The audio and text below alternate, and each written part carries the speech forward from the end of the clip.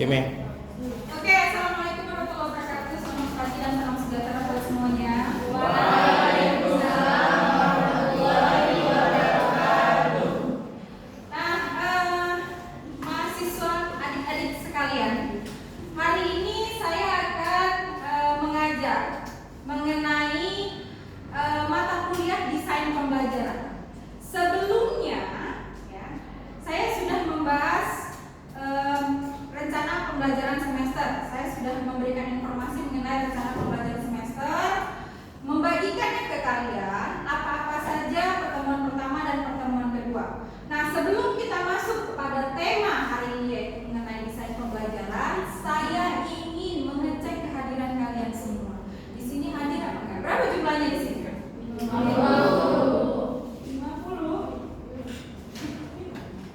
Ya. Nah, 50 ini hadir semua.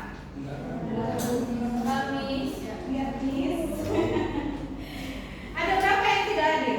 Si Adam ada? Ada. Laki-laki ada 3 ya? 4. Adam, Adinda laki-laki juga. Ahmad, Ajam. Ada berapa yang tidak hadir? Ada banyak. Ada siapa countingnya di sini? Berapa yang tidak hadir? Ayo dicek dulu.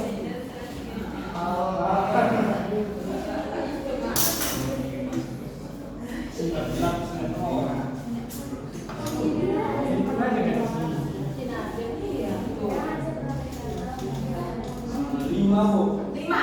Oke, dan 50 hanya 5 yang hadir. Berarti 5-nya melapor ya ke countingnya ya. Apa alasannya? Sakit kah? Oh, nggak ada kabar. Oke, nanti ditanyakan sama temennya kenapa tidak hadir. Nah, tadi saya sudah membahas sedikit. Hari ini saya akan membawakan tema mengenai desain pembelajaran. Sebelumnya, saya sudah memberitahukan ke kalian dan saya sudah membagi rencana pembelajaran semester. 16 kali pertemuan saya telah membahas apa saja, ya, mulai dari konsep, temanya, topiknya, dan tugas-tugas yang harus kalian kerjakan. Nah, pada pertemuan hari ini saya membahas mengenai sistem instruksional. Nah, apa sih tujuannya kalian dapat materi ini? Jika nanti kalian menjadi seorang guru atau dosen, siapa yang cita-citanya jadi guru atau dosen? Gak ada. Salah. Guru atau dosen sekarang sudah sejahtera. Jadi mana tahu nanti setelah kalian lulus S1, kemudian kalian menyambung jadi S2 menjadi dosen, aman sentosa, ya kan? Menjadi dosen kalian, mengajar di depan. Berapa jam? Sejam, 2 jam, ngajar lagi di tempat lain. Nah, kalau ada cita-citanya menjadi dosen atau guru, mana tahu guru itu mengajar, dosen ya, ahli di bidang ini nanti mengajar seperti saya, dosen lain, ya. Inilah materi yang harus kalian dapat. Materi mengenai sistem pembelajaran. Instruksional adalah artinya pembelajaran. Sistem pembelajaran. Oke?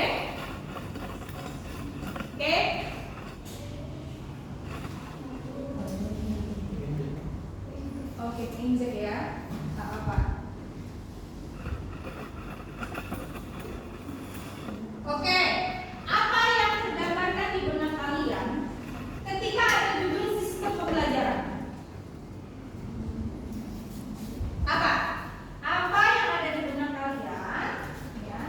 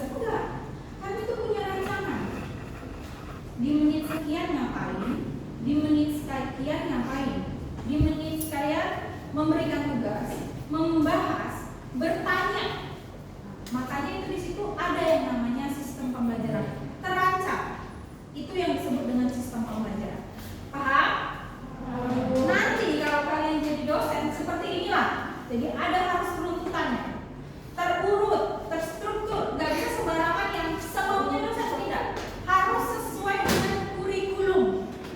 Paham ya? Oke, nah apa yang disebut sistem? Sistem adalah suatu perangkat dari bagian atau komponen yang satu sama lain berkaitan dan berinteraksi dalam mencapai suatu tujuan. Jadi antara metode, model, mendesain pembelajaran tadi itu harus saling berhubungan.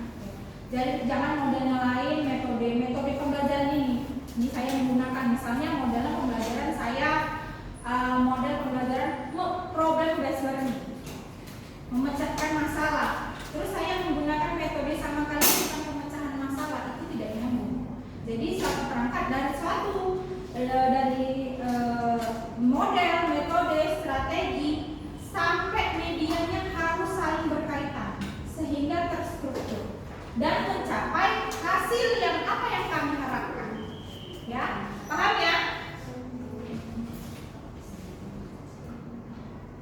Nah, kemudian instruction. Gak ngerti lagi bahasa Inggris ya? Paham ya?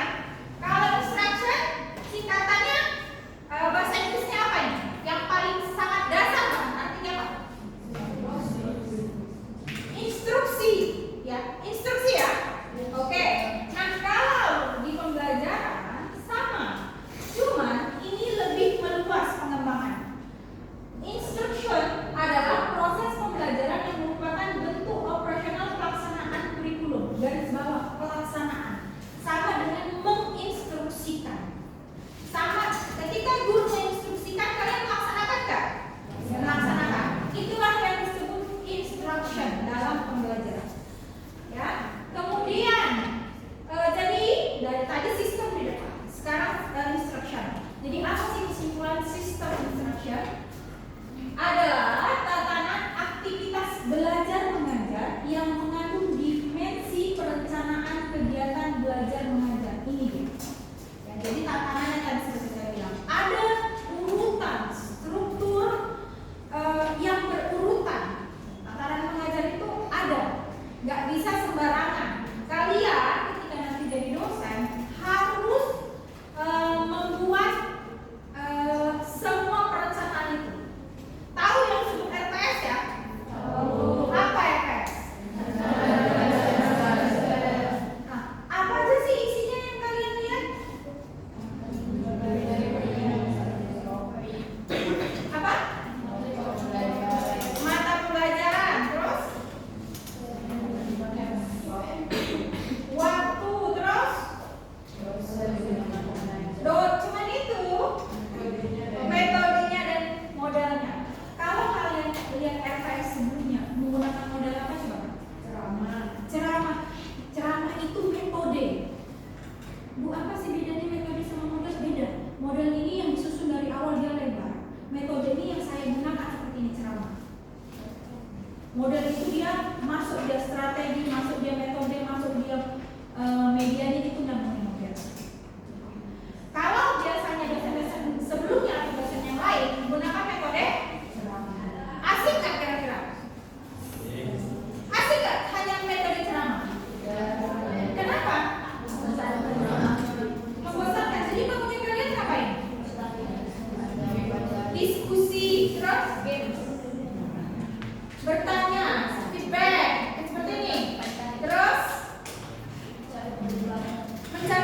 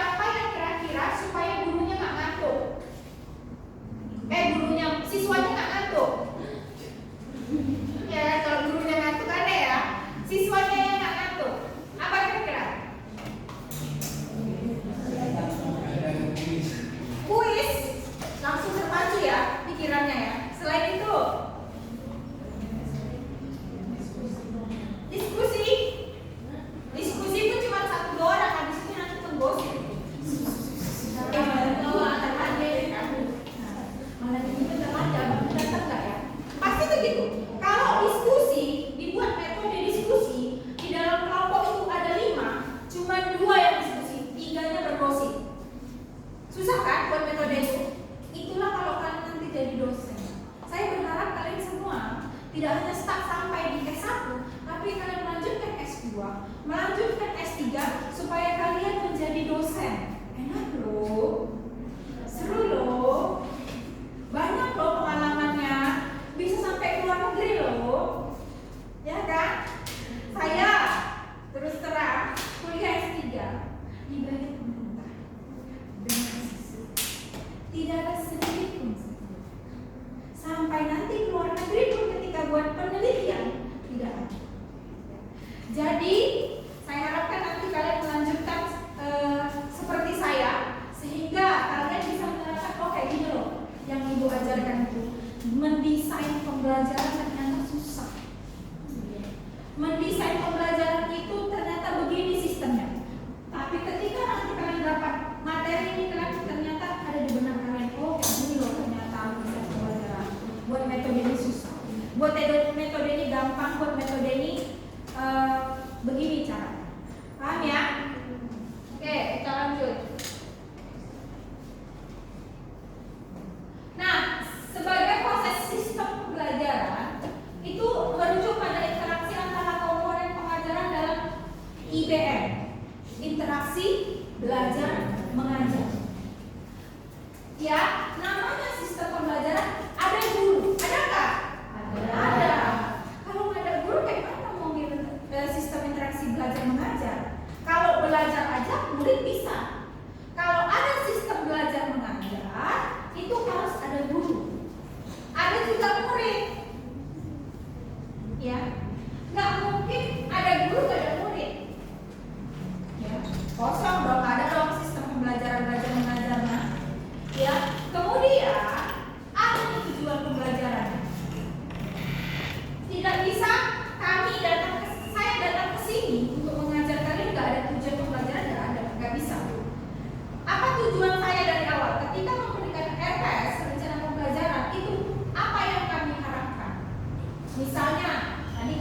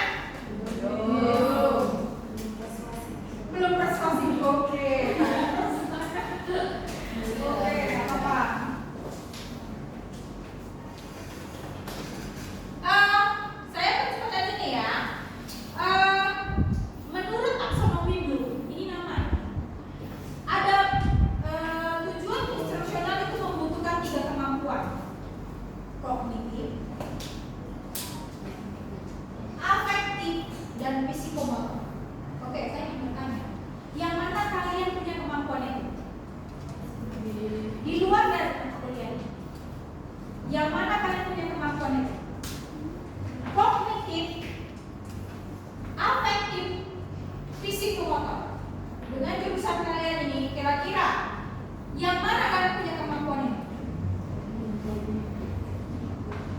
Kognitif. Ayo, siapa yang bisa mengukur? Yang mana kalian punya kemampuan ini? Kognitif, afektif, psikomotor. Jurusan kalian apa? Yang kaitan dengan jurusan kalian, yang mana kalian punya kemampuan ini? Ayo tebak-tebak dulu.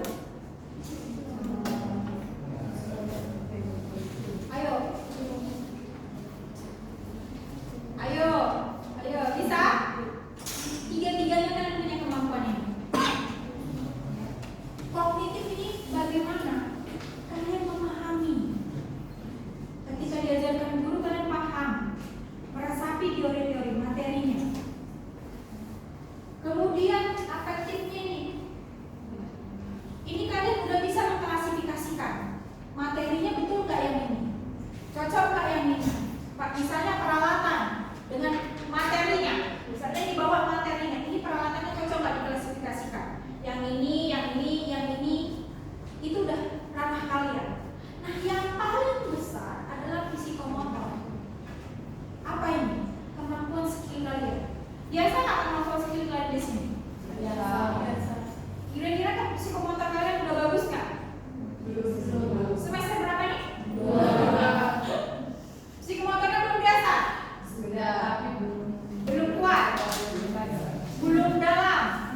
Belum expert? Nah, psikomotor ini adalah kalian harus asah, ya, supaya apa? Tidak hanya di perguruan tinggi tapi di luar. Nggak cukup hanya di sini aja. Ingat ya, yang namanya belajar itu tidak hanya di kampus, tapi belajar itu bisa melalui internet, di luar, ke tempat-tempat yang memang tujuan kalian di luar dari kampus. Ya, paham? Oke, kira-kira inilah kemampuan kalian. Kognitif, afektif, psikomotor. Ini tiga-tiganya kalian punya. Tiga-tiganya ini kalian skillnya harus ada. Kalau kalian nggak punya kognitif, nggak mungkin psikomotornya jalan. Kalau kalian cuma hanya punya afektif, nggak mungkin. Karena sesudah kognitif kalian harus punya afektif dan psikomotor. Jadi tiga-tiganya ini harus kalian asah. Paham ya? Paham. Oke, ada yang ditanyakan? Sejauh ini belum? Sudah ada berubah? Ayo dong. Belum berubah juga. Tapi nanti sesudah dari sini saya harapkan mata pelajaran ini, sistem pembelajaran ini yang mana merancang, mendesain pembelajaran, saya harapkan nanti kalian bisa kalian implikasikan ke kehidupan kalian. Mau nanti ketika nanti kalian menjadi dosen atau guru, kalian bisa implikasikan. Paham ya? Oke. Nah,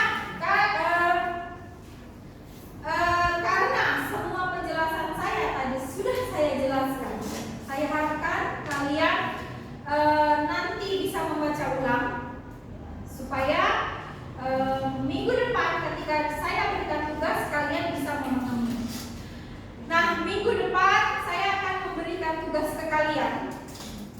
Tugasnya apa? Membuat desain pembelajaran, membuat RPS sendiri. Bisa nggak? Bisa.